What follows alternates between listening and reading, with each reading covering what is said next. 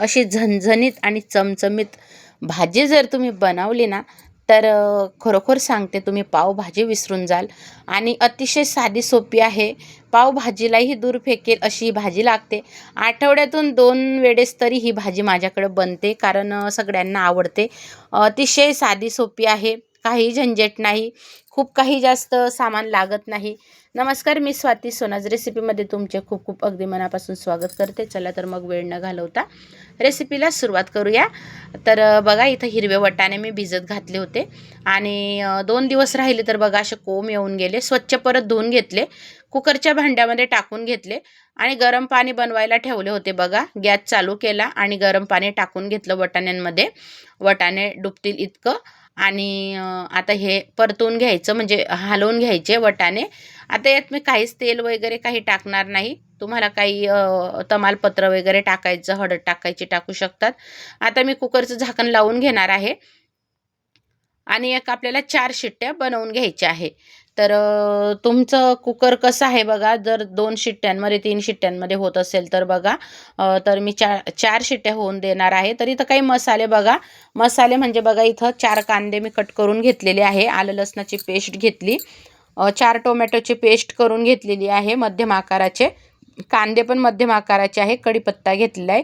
बस एवढं आपल्याला साहित्य लागणार आहे. काही मिरची पावडर, मसाले आपले नेहमीचे तर ते लागणारच. तर बघा, आता एक कढई ठेवली मी बाजूला. कुकरच्या शिट्ट्या पण होतील आणि इकडं आता मसाला पण होईल. तोपर्यंत वटाणे शिजतील, म्हणजे झटपट भाजी होते. तर कढई ठेवली गॅसवर. बघा, गॅस चालू केला आणि तेल टाकलं बघा, 3 ते 4 पडी. आणि तेल तापल्यानंतर आता मोहरी टाकली, नंतर जिरं टाकलं. त्यानंतर बघा, मी तमालपत्र घेतली, ती टाकली. आता तमालपत्र मी थोडी जास्त वापरलेली आहे. तुम्ही तुमच्या आवडीनुसार वापरा. नंतर काय आपण काढूनच घेतो तमालपत्री, पण चव भारी येते.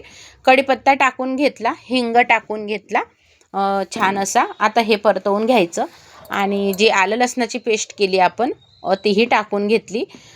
खरोखर सांगते, ही भाजी इतकी चमचमीत, इतकी झणझणीत, इतकी सुंदर लागते. नेहमी बनवा, तुम्ही नेहमी बनवाल जर एकदा बनवली तर. आता कांदा कट करून घेतलेला आहे, तोही टाकून घेतला बघा मी आणि परतवून घ्यायचा कांदा. तर नक्की मैत्रिणींनो, बनवून बघा तुम्ही. ही रेसिपी तुम्हाला नक्की आवडेल. वाटाण्याची भाजी. तर असं जर पावभाजी खाऊ वाटली तर पावभाजीला आपल्याला सगळ्या प्रकारच्या भाज्या आपल्याला लागतात. तर अशी झटपट तुम्ही फक्त कांदा टोमॅटो असलं तरी तुम्ही ही भाजी बनवू शकतात. मुलंही खुश, घरचेही खुश. आणि बघू शकता आता वाटाणे शिजलेले आहेत. तर मी वाटाणे थोडेसे नॉर्मल मॅश करणार आहे, खूप नाही करणार. थोडे अख्खे पण दिसायला पाहिजे. तर आता काही मसाले टाकले बघा मी इथं. हळद पावडर टाकली, धना जिरा पावडर टाकली, लाल मिरची पावडर टाकली, म्हणजे आपल्या आवडीनुसार टाकायची आहे बरं का. तर धना जिरा पावडर आणि लाल मिरची पावडर, हळद पावडर आणि गरम मसाला टाकायचा आहे. घरचा साठवणीतला गरम मसाला टाकलेला आहे. सॉरी, काळा मसाला आपल्या घरातलाच. आणि थोडासा आपण इथं किचन किंग मसाला पण वापरलेला आहे. तर बघा, थोडासा किचन किंग मसाला पण टाकला आणि परतवून घ्यायचा आपल्याला हे सगळे मसाले. इथं गॅस बारीक केलेला आहे, तर म्हणजे मसाले जळू नये म्हणून. आणि कांदा छान परतल्यानंतरच आपल्याला मसाल्यांचा वापर करायचा आहे, म्हणजे मसाले टाकायचे आहे. कारण कांदा छान परतू द्यायचा, म्हणजे छान भाजी मिळून येते. आता बघा, हे मसाले परतले गेलेले आहे. तर यात जाणार आहे आपण बनवलेली टोमॅटोची प्युरी, म्हणजे टोमॅटोची पेस्ट.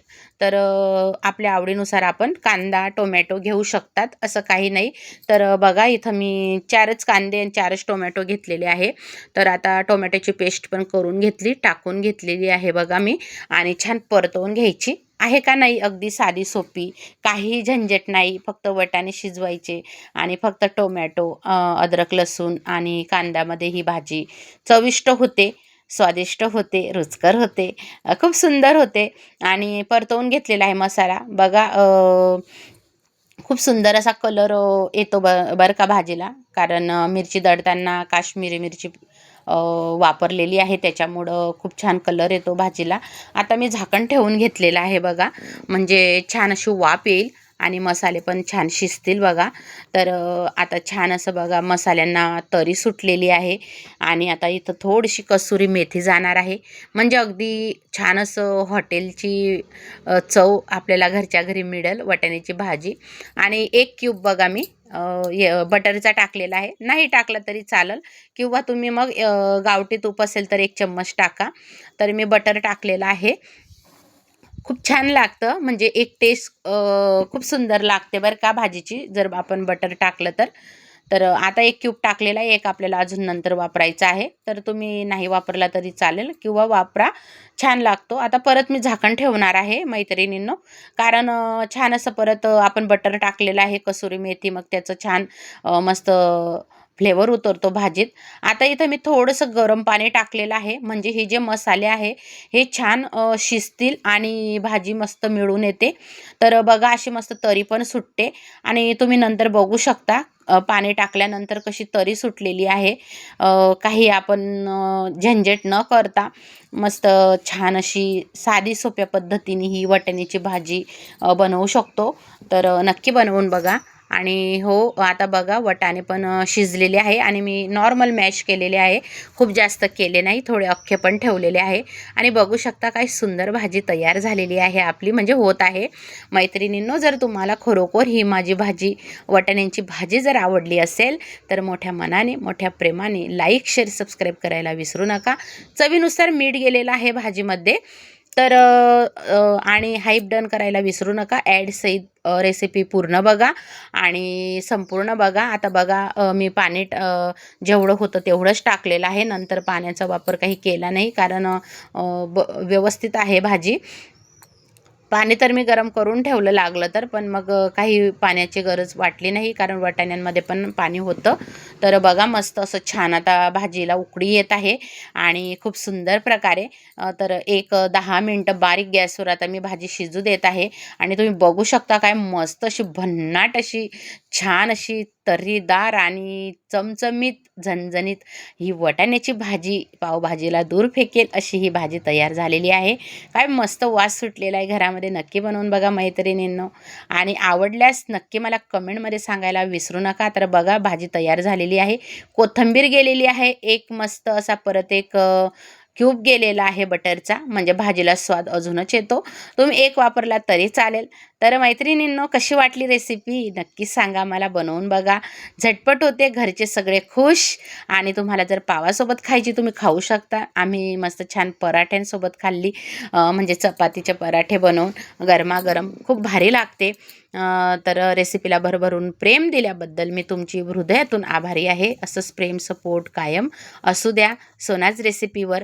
अजून जर सबस्क्राईब केलं नसेल मैत्रिणींनो तर नक्की करून घ्या. बेल आयकॉनचे बटन दाबून घ्या, म्हणजे तुमच्यापर्यंत नोटिफिकेशन दररोज येईल. रेसिपी बघितल्याबद्दल धन्यवाद. श्री स्वामी समर्थ.